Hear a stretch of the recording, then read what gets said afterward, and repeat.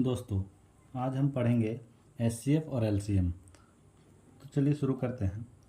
HCF, सबसे पहले इसका मतलब क्या होता है। एचसीएफ या हिंदी में बोले तो महत्तम समापवर्तक। महत्तम समापवर्तक। एचसीएफ का मतलब होता है हाईएस्ट कॉमन फैक्टर। एचसीएफ का क्या मतलब होता है? Highest common factor. अभी इसको निकालने के तरीके हम लोग सीखेंगे। तो देखते हैं, चलिए एग्जांपल लेते हैं। फॉर एग्जांपल 35, 42 एंड 49, इन तीन नंबर का हमको अगर एचसीएफ निकालना है, इन तीन नंबर का क्या निकालना है? एचसीएफ। तो जैसे कि हम लोग इसका फुल फॉर्म में देखें कि हाईएस्ट कॉमन फैक्टर, तो सबसे पहले हम लोग इसका प्राइम फैक्टराइजेशन करेंगे। सबसे पहले क्या करेंगे? Prime factorization. तो 35 को क्या लिख सकते हैं? 42 को, और 49 को हम लोग क्या लिख सकते हैं? तो 35 हम लोग को पता है कि 5 × 7 होता है। 42 क्या होता है? 6 × 7, या इसको 2 × 3 × 7 भी बोल सकते हैं। और 49 जो होता है हमारा होता है 7 × 7। तो देखिए, प्राइम फैक्टराइजेशन मेथड से हम लोग देखेंगे जो इसमें हाईएस्ट कॉमन फैक्टर है, जो बड़ा भी हो और कॉमन भी हो। तो तीनों में हमें पता चल रहा है कि कॉमन क्या है? 7। तीनों में कॉमन क्या है? 7। और बाकी कुछ कॉमन नहीं है, इन तीनों में बाकी कुछ कॉमन नहीं है। तो हम लोग क्लियरली बोल सकते हैं कि इसका एचसीएफ जो होगा वो क्या होगा? 7 होगा।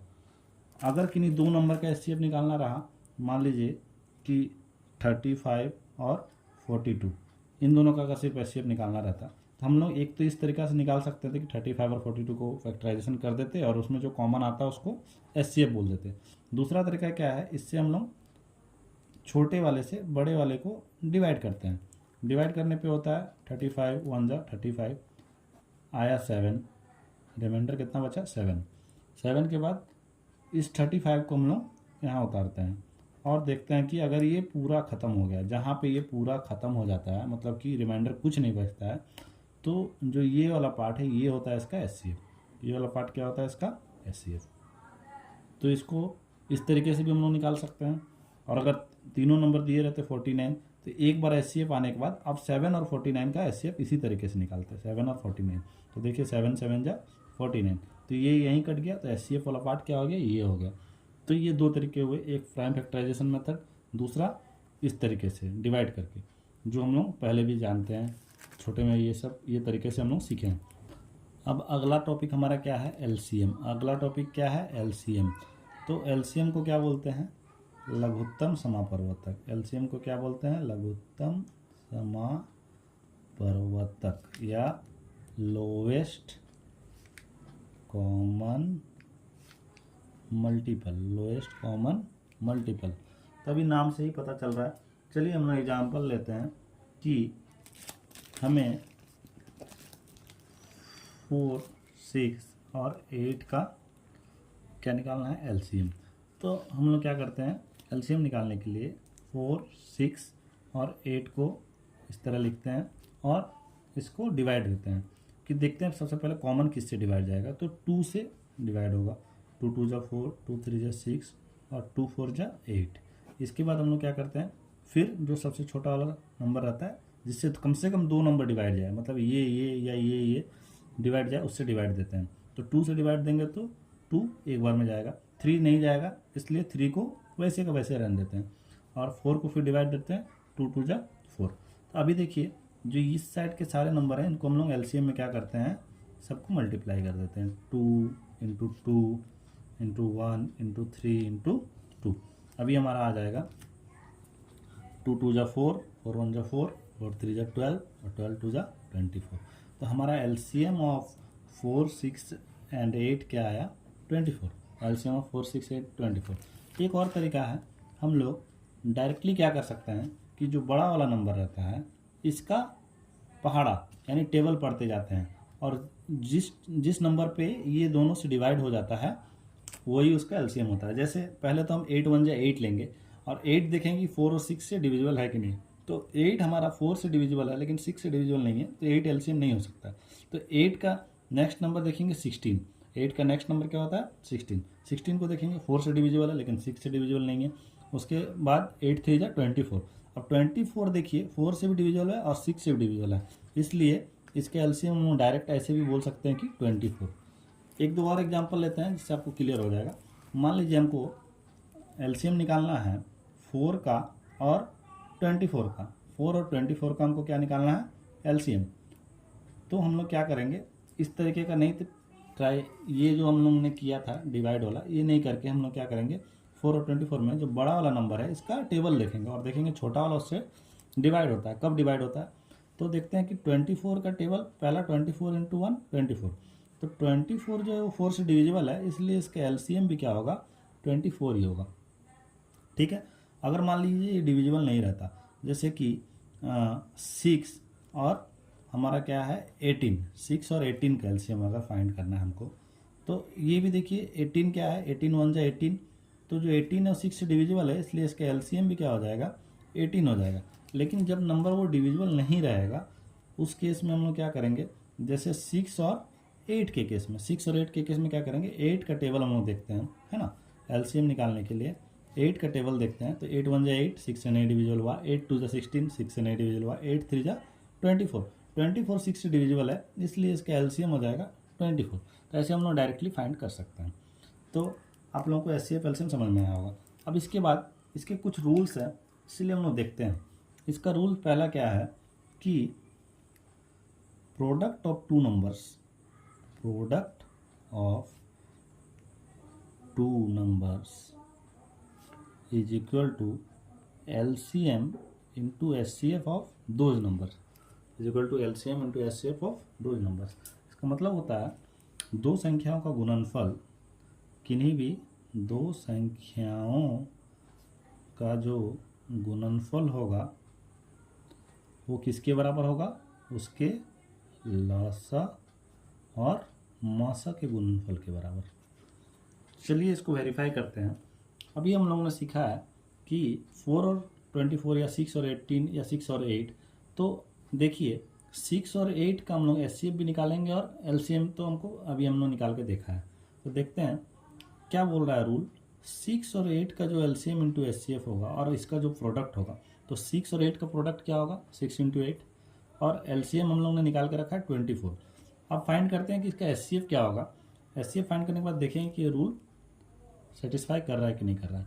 तो 6 और 8 का एचसीएफ निकालने के लिए क्या करेंगे हम लोग, 2 इंटू 3, और 8 के लिए 2 इंटू 4 या 2 इंटू 2 इंटू 2 ऐसे भी लिख सकते हैं। तो इसमें कॉमन देखिए जो आएगा वो 2 ही आएगा, इसलिए जो इसका एचसीएफ होगा 6 और 8 का एचसीएफ जो होगा वो क्या आएगा, 2 आएगा। तो यहाँ पे एलसीएम इंटू एचसीएफ में क्या हो गया, 24 इंटू 2। तो देखिए इधर 6 इंटू 8 आया 48 और इधर 24 इंटू 2 आया 48, यानी हमारा ये रूल सेटिस्फाई कर रहा है। ऐसे हम लोग चेक कर सकते हैं। तो कुछ इससे क्वेश्चन भी आते हैं, उन्हें बाद में देखते हैं। आगे और एक चीज़ इसमें सीखने वाली चीज़ है कि कभी कभी फ्रैक्शन या भिन्न दिया जाता है। क्या दिया हुआ रहता है, फ्रैक्शन, या जिसको हम हिंदी में क्या बोलते हैं, भिन्न, फ्रैक्शन या भिन्न, जो p बाई क्यू के फॉर्म में रहता है। किसके फॉर्म में रहता है, p बाई क्यू के फॉर्म में। ठीक है। तो उसका अगर एचसीएफ या एलसीएम निकालने बोला गया तो हम लोग क्या करेंगे, जब भी किसी भिन्न का अगर हमको एचसीएफ फाइंड करना है, भिन्न का क्या फाइंड करना है, एचसीएफ, तो हम लोग क्या करेंगे, भिन्न में जो p ऊपर में है इसको हम लोग क्या बोलते हैं, अंश, इसको क्या बोलते हैं, अंश, और जो नीचे रहता है उसको हम लोग हिंदी में क्या बोलते हैं, हर। ठीक है। इसका एचसीएफ अगर फाइंड करना है तो हम लोग जब भी भिन्न का फाइंड करते हैं तो अंशों का क्या फाइंड करते हैं, एचसीएफ। जो भिन्न का फाइंड करेंगे उसका जस्ट ऊपर वाले का फाइंड वही करते हैं, मतलब अंशों का एचसीएफ, और हरों का उसकी ऑपोजिट, हरों का क्या फाइंड करेंगे, एलसीएम, हरों का एलसीएम फाइंड कर देंगे। इसी तरह जब हमको भिन्न का एलसीएम फाइंड करना होता है तो हम लोग क्या करते हैं, अंशों का क्या फाइंड करेंगे, सेम वही एलसीएम, और हरों का क्या फाइंड करेंगे, एचसीएफ। अगर आपको ये नहीं समझ में आया तो इसके लिए हम लोग एग्जाम्पल लेते हैं। जैसे अगर हम लोग को एक क्वेश्चन मान के चलिए दिया गया है,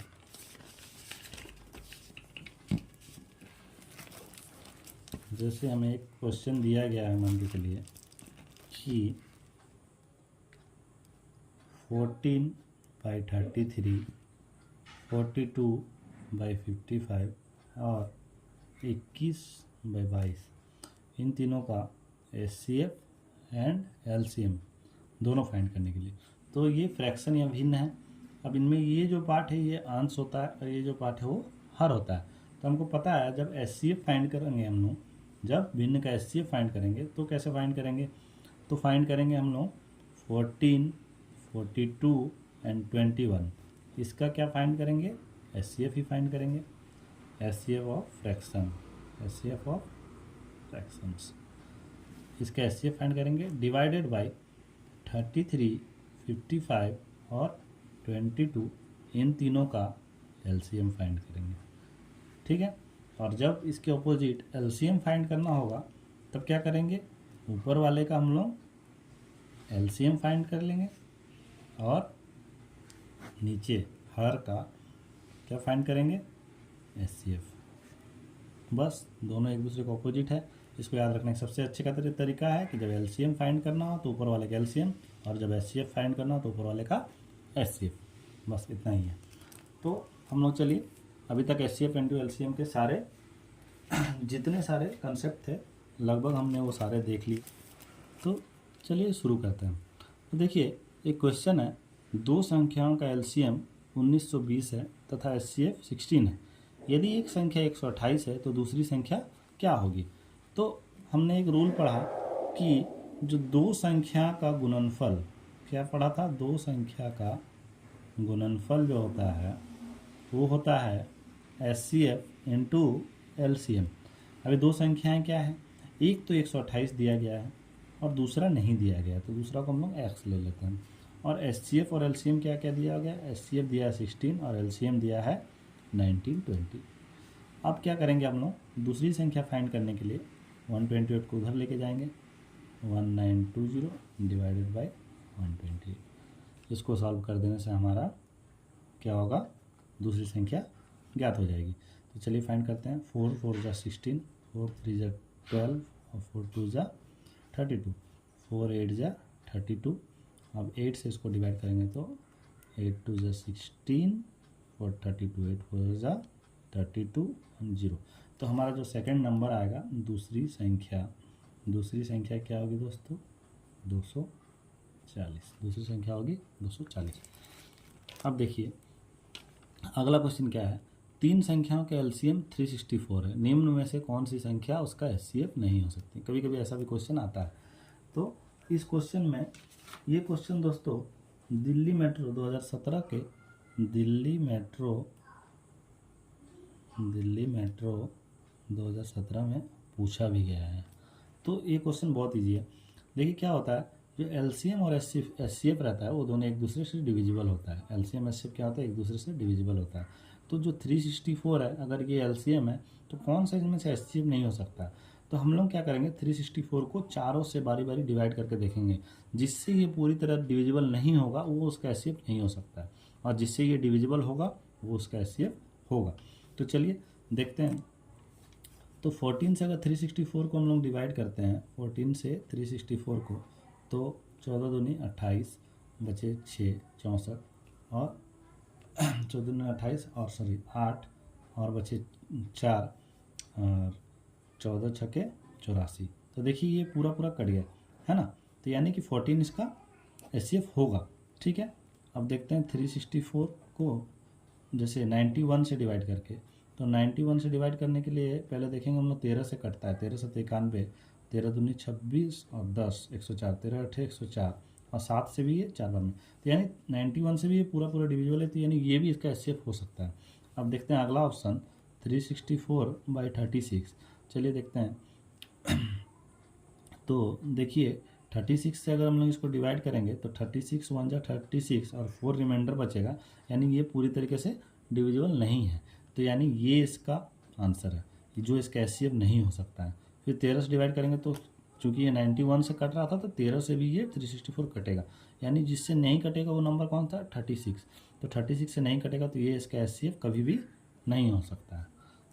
अब अगला क्वेश्चन हम लोग देखते हैं इस तरह के 2.4, 0.36 और 7.2। अगर इस तरह के पॉइंट वाले सवाल रहे हैं तो इसका HCF कैसे ज्ञात करेंगे या इसके LCM कैसे ज्ञात करेंगे। तो हम लोग कुछ नहीं करेंगे दोस्तों। 2.4 इसको हम लोग क्या लिख सकते हैं, अगर पॉइंट हटाएंगे तो एक जीरो नीचे, यानी 24/10 इसको लिख सकते हैं हम लोग 12/5। क्या लिख सकते हैं 12/5। उसी तरह 0.36 का अगर पॉइंट हटाएंगे तो नीचे आएगा 100 आएगा, और 4 से अगर डिवाइड करते हैं तो 4 9 36 और 4 25 100, तो देखिए 9/25 आया। और तीसरा नंबर जो हमारा है 7.2, इसका पॉइंट हटाएंगे तो नीचे आएगा 10, और 2 से काटेंगे तो 36 बार में, 2 से कटेगा तो 5 बार में, तो 36/5। अब हमको 3 नंबर ये किस में मिल गया, फ्रैक्शन में मिल गया, और पूछा क्या है HCF। तो हम लोग क्या करेंगे कि 12/5, 9/25 और 36/5 इसका क्या निकालेंगे HCF। और इसका HCF निकालने का तरीका हम लोग को पता है कि अंशों का HCF निकालेंगे और हर का LCM निकालेंगे। इससे हम लोग को क्या होगा कि अंशों का HCF और हर का LCM निकालने से ये जो आएगा आंसर वो हमारा क्या आ जाएगा, इसका HCF आ जाएगा। तो ये तो आपको समझ में आ गया होगा। और आगे एक क्वेश्चन है, वह छोटी से छोटी संख्या कौन सी है जिसे 14, 21, 28 तथा 35 प्रत्येक में से भाग देने पर प्रत्येक दशा में 5 शेष बचे। प्रत्येक दशा में कितना शेष बचे, 5 शेष बचे। तो वो संख्या ज्ञात करने के लिए हमको पहले क्या करना पड़ेगा, 14, 21, 28 एंड 35 इन सब का LCM निकालना पड़ेगा।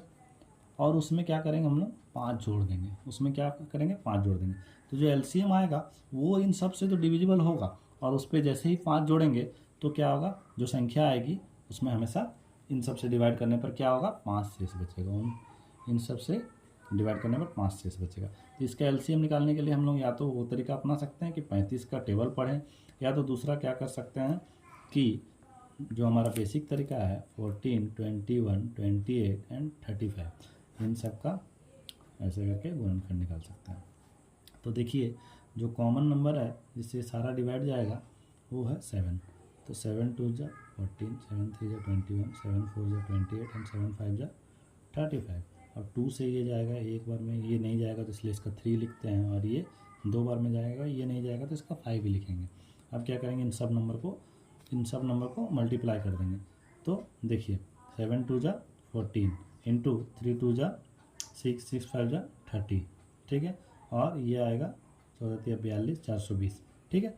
420 में अगर हम 5 जोड़ देंगे तो हो जाएगा 425। तो जो अभीष्ट संख्या यानी जो हमारा आंसर होगा वो क्या होगा 425, यानी इन सब का LCM प्लस 5, तो ये संख्या हमारी आएगी 425। अब अगर आपको इसको डिवाइड करके देखना है तो आप लोग देख भी सकते हैं। जैसे 425 को 14 से डिवाइड करेंगे तो 14 42, 0 उतरेगा, ये तो कट गया पूरा, यहाँ से 5 उतरेगा। तो देखिए 30 बार में 420 आता है, और बचता कितना रिमाइंडर 5। रिमाइंडर कितना बचता है 5। उसी तरह जब 21 से या 28 से और 35 से डिवाइड देंगे तो हर केस में जो रिमाइंडर होगा हमारा वो 5 बचेगा। आशा करता हूँ आप लोगों को ये क्लास समझ में आया होगा, और इसी तरह हमारे साथ बने रहिए ताकि इस तरह के वीडियो और भी हम लोग डाल सकें। धन्यवाद।